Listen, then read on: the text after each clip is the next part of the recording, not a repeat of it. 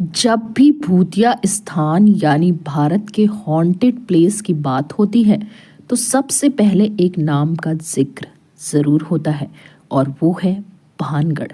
माना जाता है कि भानगढ़ का किला भारत के सबसे हॉन्टेड प्लेस में से एक है और यहाँ आने से पहले लोग डरते हैं और कई लोग इस डर की वजह से आते भी नहीं हैं। ये तो दिन की बात है। रात में तो भारतीय पुरातत्व सर्वेक्षण भी यहाँ जाने के लिए मना करता है और इसी वजह से शाम 6 बजे के बाद यहाँ जाने की मनाही है। लेकिन लोगों की दिलचस्पी यह जानने में होती है कि आखिर भानगढ़ में ऐसा क्या है कि वहाँ लोग जाने से डरते हैं। इसके पीछे क्या कहानियाँ हैं। साथ ही लोग वहाँ के दृश्यों के बारे में जानना चाहते हैं कि वहाँ कैसा माहौल है और वहाँ क्या क्या बना हुआ है।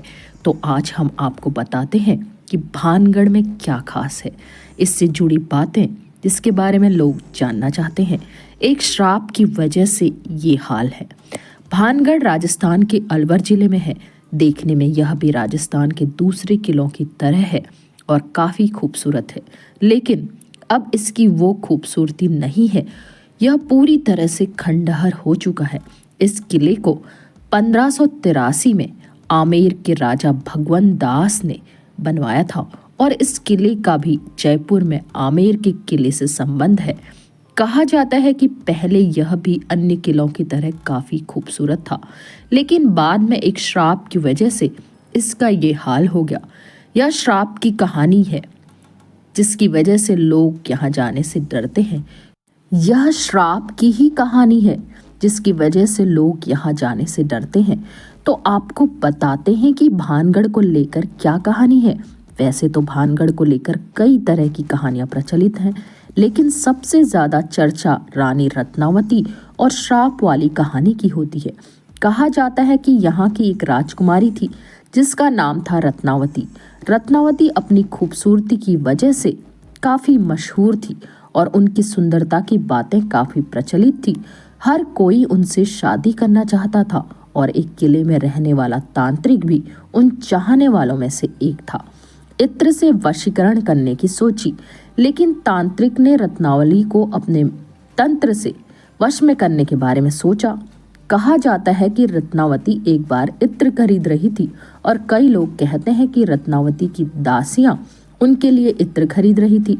फिर उस तांत्रिक ने राजकुमारी के इत्र को तंत्र के जरिए मंत्रित कर दिया और जब यह इत्र राजकुमारी के पास पहुंचा तो वो इस इत्र पर किए हुए जादू को पहचान गई।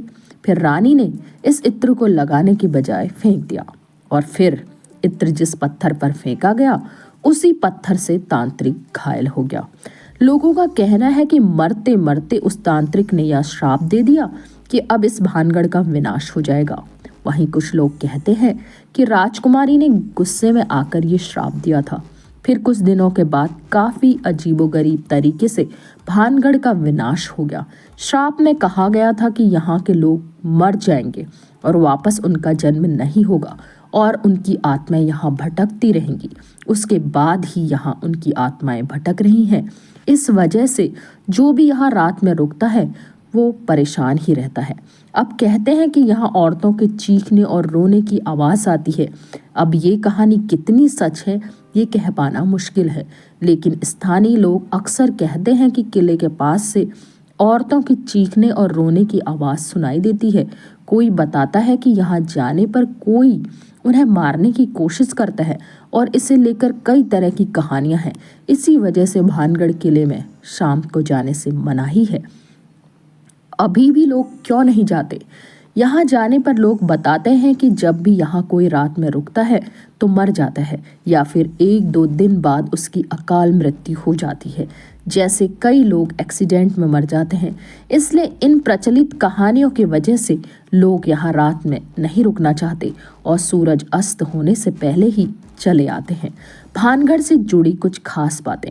इस किले में प्राचीर द्वार, बाजार, हवेलियाँ, मंदिर, राजमहल, छत्रियाँ, मकबरा आदि हैं और किले में घुसने के लिए 5 दरवाजे हैं।